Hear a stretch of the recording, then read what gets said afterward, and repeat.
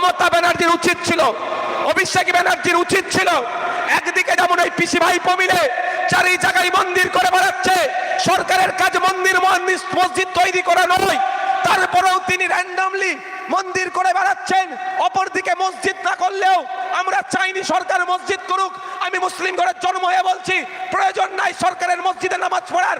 আমার পূর্বপুরুষের রেখে যাওয়া মসজিদে আমি যথেষ্ট নামাজ পড়ার জন্য। কিন্তু আমার প্রশ্ন থেকে যাচ্ছে, আপনি একদিকে দুর্গাঙ্গন করছেন, সেই রাজারহাটের কবরস্থান বেহাত হয়ে যাচ্ছে, মোদিকে উল্টে আপনি সহযোগিতা করছেন।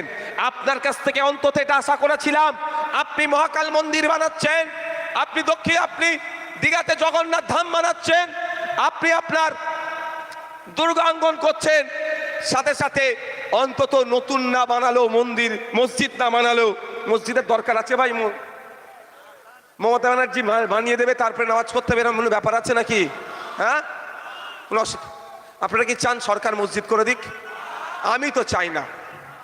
কদিন আগে আমাকে বলছিল একজন, জানেন, আমি আপনাদের জানিয়ে রাখি, যে ওই ভাইজান আমাদের কবরস্থানটা, ওনা ঈদগাটা একটু ভেঙে গিয়েছে, সরকারি কিছু যদি প্রকল্প পাওয়া যায় আমি তাড়া দিয়েছি।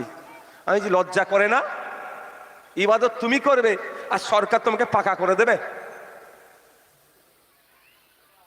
এটা মাথা থেকে সরিয়ে দেবেন।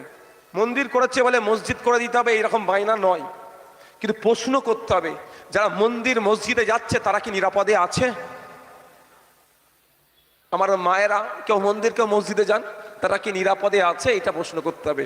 গত পরশুদিন ক্যানিং থানাতে পুলিশ কোয়ার্টারের মধ্যে একটি মেয়ে সুসাইড করেছে, পুলিশেও সে সুসাইড করেছে। এখন আমি আপনাদের বলে যাই, একটি জান মানে প্রাণ, একটা প্রাণ যায়নি, খোঁজ নিয়ে দেখুন একাধিক প্রাণ গিয়েছে। মানে বুঝতে পারছেন, জোর জবরদস্তি ওই পুলিশ অফিসারটা ওই মহিলাটার সাথে বারবার নোংরামি করার পরে তার একটি, বুঝে যাচ্ছেন কি বলছি, সবটা আমি ডিসক্লোজ করছি না, বুঝতে পারছেন তো? এইটা সুরক্ষা দেওয়ার দায়িত্ব মমতা ব্যানার্জির। তার পরিবর্তে কি করছে ইনি? উল্টে মোদি আইন করে কবরস্থানের জায়গা কেড়ে নিতে চাইছে, মোদি আইন করে মসজিদ মাদ্রাসা ওয়াকফ সম্পত্তি কেড়ে নিতে চাইছে। বকলমে মোদিকে তিনি সাপোর্ট করছেন। তাই আমাদের উচিত হবে, তো আমাদেরও ভাবতে হবে, আপনারা যারা আছেন, যারা উপস্থিত আছেন, গত বিধানসভা নির্বাচনে খোঁজ নিলে দেখা যাবে 60 থেকে 70% আজকে যারা উপস্থিত আছেন তৃণমূলকে ভোট দিয়েছেন, তাই তো নাকি ভাই?